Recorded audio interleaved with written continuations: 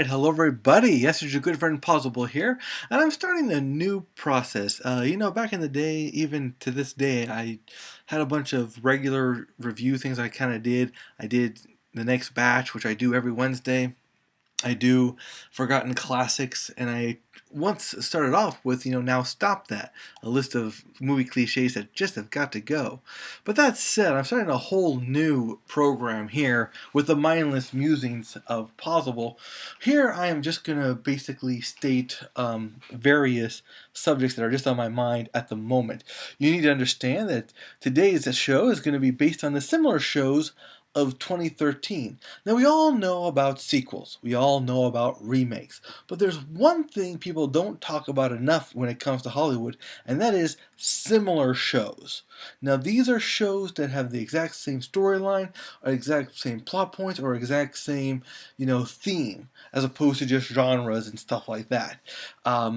This particular show are just my general thoughts. We're not here to really you know, put anything together too well. And, there's no research involved here. We're not going to be, backing up with things from Wikipedia or IMDb or stuff like that. And there will be spoilers ahead. So expect these to be, like the title suggests, just my mindless musings based on the similar shows that were released. One of the rules about these similar shows, though, they cannot be direct to DVDs. You know how whenever Hollywood, Disney, or somebody makes a movie, there's always this direct-to-DVD crap fest that someone's able to put out. They had High School Musical, and there is this like Christian version of that called Catholic High School Musical. That's actually not the title. I'm sorry. Transformers came out, so they came out with Transmorphers. Frozen came out, and there's like this other version of Frozen Princess or something. Looks exactly the same, but the fact that they're able to do that is wrong. But these are actual movies. They came to theaters. Big studios made them, and they're very similar to one another. So let's get started. The first one we want to compare is Saving Mr. Banks to Hitchcock. Both are based off of famous directors, famous movie makers who were in the process of making their huge classic. Saving Mr. Banks is Walt Disney's making of Mary Poppins. Hitchcock was Alfred Hitchcock's making of Psycho. So we're behind the scenes now, and we're watching them actually try to make the movie. In Saving Mr. Banks, however, it's more about working with P.L. Travers. P.L. Travers is more about her story and her coming to grips with their past and all the problems they're in. Whereas Hitchcock, it's more about him actually making the movie. He's got the script, nobody else wants him to do it. They see him as a great, intriguing director, and nobody wants him to make some mindless horror film.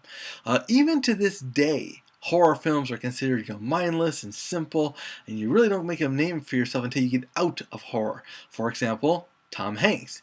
Tom Hanks started off in horror. I forget the name of the movie, but him, like many characters, started off with horror. He moved into comedy. He got into serious roles. But what about these two movies themselves?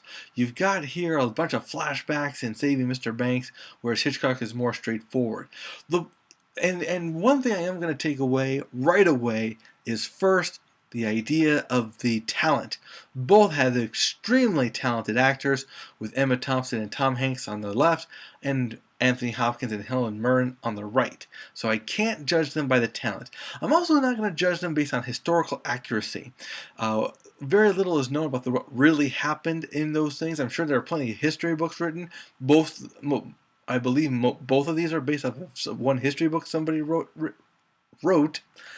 So we're going to take out historical accuracy too.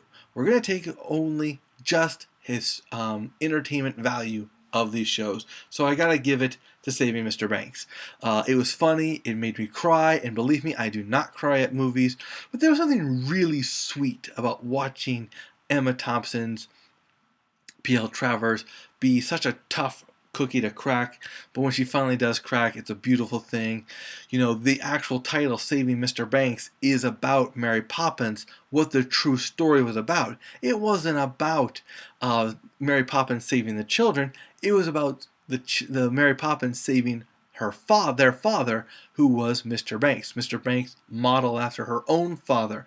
And, you get the sense that this was one of those movies where she didn't realize it. She didn't realize at the time that Mr. Banks and her father were so paralleled with each other, but it was her dealing with her childhood woes. The other thing about it is it's amazing to see the people so in love with their characters. You get a sense that, P.L. Travers really loved Mary Poppins, didn't want anything to go wrong with Mary Poppins, and yet, same with Disney. Disney has Mickey, and he doesn't want anything to happen to Mickey. These characters are family. I mean, I know we see them as just these made-up imaginary characters, but they were really family. People were really close to them. They were created by their creators, and they didn't want anything to go bad with them. If you heard my review on this that I posted on the same day, around the same time, they talked about how J.K. Rowling, excuse me, I forget how to pronounce it correctly, but J.K., she was approached by many people who wanted to make the Harry Potter movie in their world. Kind of pisses you off when you see comic books and the comic book is quote unquote reinvented in the terms of what that director sees, that one director. And they make so much changes. I mean, at one point Spider-Man has organic web shooters, another point he has web shooters, but he's got to steal the webbing from another company. But the story is still the same. That said, James Cameron was going to take Harry Potter and put him in an American school, and Michael Jackson was going to take Harry Potter and make a musical out of it. But luckily, J.K. Rowling stuck to her guns and made Harry Potter the movie it is today.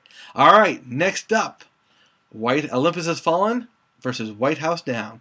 This is, of course, one that's more on par to what this is supposed to be about. The other two was good, but it's such a general theme. This one is exactly the same movie. The White House is under siege. You're in the building, you're in the most secure building on the planet, and yet somehow, some way, terrorists are able to take over the White House. And each time they're trying to get the president to do their bidding and help launch missiles or something, or help destroy parts of the city and everything. On the left, you got Olympus Has Fallen, where the president has a son that Gerard Butler has to protect, and on the right, you got Channing Tatum, who has a daughter who is also involved in the hostage situation, takeover, and stuff like that. Two very different movies, though they all have the same things, And what's so funny? They even had the same cliches. They had helicopters flying around. They had the SEALs rushing the White House only to get blown up, and it was just a big mess, both sides. But in the end, the president lives, the good guys win, and the bad guys are killed. So, in this Die Hard in the White House, on the left, it's more serious. Olympus Has Fallen is a more serious vein, where it's Korean nationalists or something who are trying to get them out. That was their decoy. I forget what their real thing was. And on the right, I forget who it was, but it was a bunch of people that of course want to take over the White House. I think launch missiles. Obviously the winner goes to Olympus Has Fallen. It was a little bit more believable, a little bit better organized, and just you could understand it better. With White House Down, the problem was it got real silly, which I enjoyed. I thought it was funny, but that's okay.